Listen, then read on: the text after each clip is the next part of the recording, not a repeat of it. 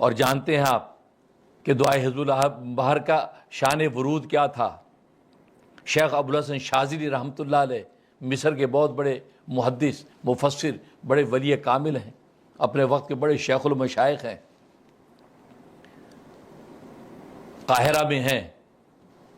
ان کو غیب سے یہ الہام ہوا، غیب کے پردے سے ان کو یہ اطلاع ہوئی کہ اس سال آپ حج کریں گے، حج کی تیاری کریں۔ آپ نے اپنے مریدین متوسلین سے کہا کہ جہاز کی تلاش کرو، تو ہمیں اشارہ غیبی ہوا ہے کہ اس سال ہم حج کریں گے۔ اب جہاز کی تلاش شروع کی، حج کے آخری ایام تھے، کوئی جہاز میسر نہیں ہے، آپ جانتے بحری جہازوں کا دور تھا، جہاز سب نکل گئے۔ ایک نصرانی عیسائی بوڑھا، اس کا ایک جہاز تھا، وہی بچا، اسی کو لے لیا، چلو اسی سے کو کرایہ دو، جہاز پر سوار ہو گئے کہ اشارہ غیبی ہوا ہے، لوگ بھی سوار ہو گئے۔ اب جیسے سوار ہوئے، جہاز اب چلنا ہی چاہتا تھا کہ مخالف ہوا چلی۔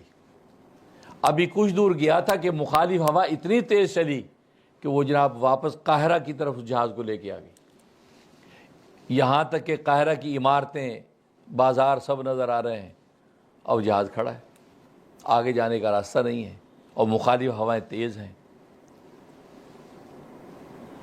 اب ظاہر ہے کہ جو حضرت کے دوست احباب محبت والے پریشان ہیں، لیکن بعض لوگ تان تشنی والے بھی ہوتے، جی آپ تو فرماتے تھے اشارہ غیبی ہوا، یہ کیسے اشارہ غیبی ہوا ہے، یہ تو مخالف ہوا چل رہی ہے، جہاز کیسے پہنچے گا، اور حج کے دن تو قریب ہیں۔ وہ تان و تشنی کرنے لگے، مذاق اور ٹھٹھا اڑانے لگے۔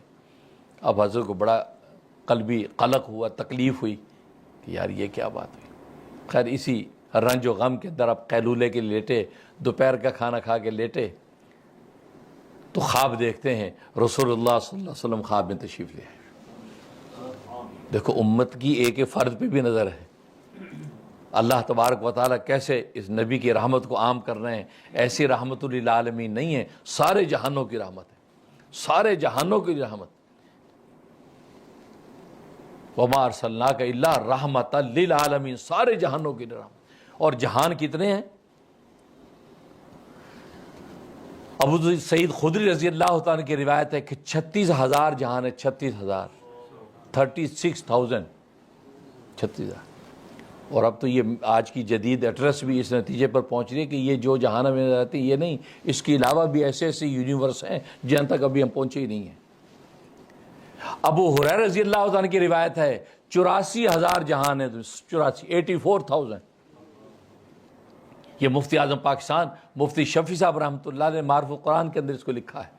اتنے جہان ہیں، ان سارے جہانوں کے لیے رحمت کون ہے؟ رحمت للعالمین، سرکار دو عالم صلی اللہ علیہ وسلم کی ذات عالی سب کے لیے رحمت ہے، سب کے لیے رحمت۔ عالم کفر کی بھی رحمت، عالم ایمان کی بھی رحمت، عالم جمادات کی لیے رحمت، عالم نباتات کے لیے رحمت، عالم حیوانات کے لیے رحمت، عالم ملائکہ کے لیے رحمت، عالم جنات کے لیے رحمت، عالم صحرا اور دریا کی رحمت، پوری کائنات کے ذرے ذرے کے لیے آپ کی ذات رحمت ہے کہ آپ رحمت للعالمین ہیں۔ اب ظاہر کہ بحری جہاز کے اندر امت کے پیارے پھنسے ہوئے ہیں کہ رسول اللہ کی رحمت ظاہر ہوگی نا۔ رسول اللہ خواب میں تشریف لے آئے اور کہا کہ ابوالحسن یہ دعا حزب البحر پڑھو۔ وہ دعا آپ نے خود اپنے زبان مبارک سے پوری تلاوت کی اور انہوں نے پوری سن لی، ان کو یاد ہو گئی۔ کہا کہ دعا حزب البحر پڑھو، پھر دیکھو خدا کی قدرت کا تماشا، کیونکہ دعاؤں سے میں نے کہا کائنات آپ کے ساتھ چلتی ہے، جو کائنات مخالف تھی دعاؤں کے ساتھ آپ کی موافق ہو جائے گی۔ دعا یہ ہتھیار ہے۔ بیدار ہو گئے، دعا حزب البحر پڑھی اور ملا سے کہا ناخدا جو بھی کیپٹن، اس کو کہا کہ بھائی چلو لنگر کھول دو، نکلو۔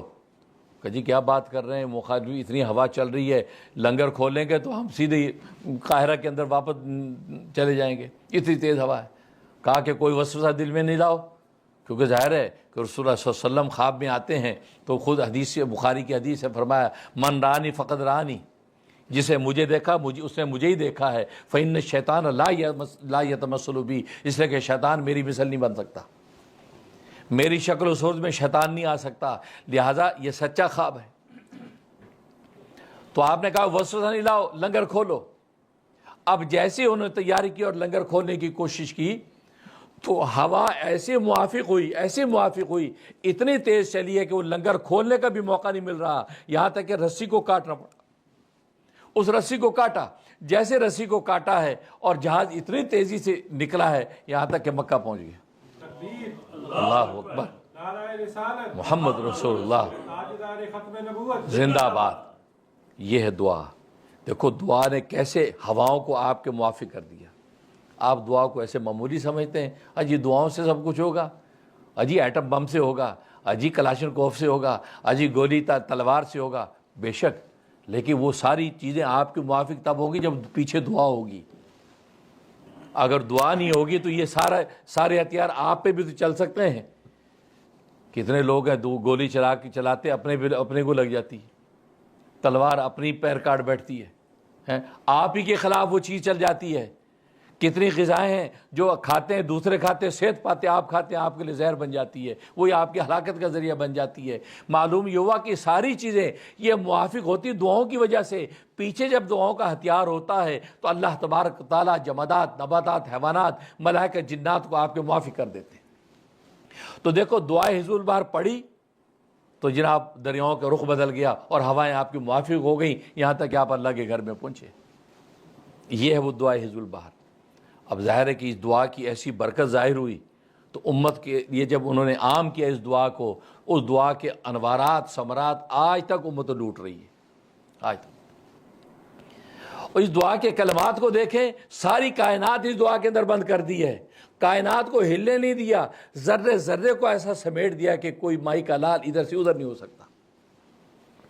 زیادہ تفصیل میں نہیں جاتا، 2-4 نقطے بتاتا ہوں۔ اس کی ابتدا 4 ناموں سے ہو رہی ہے، اور 4 ایسے ناموں سے ہو رہی ہے گویا کہ آگ، پانی، ہوا، مٹی کو پکڑ لیا، آگ، پانی، مٹی کو سمیٹ لیا۔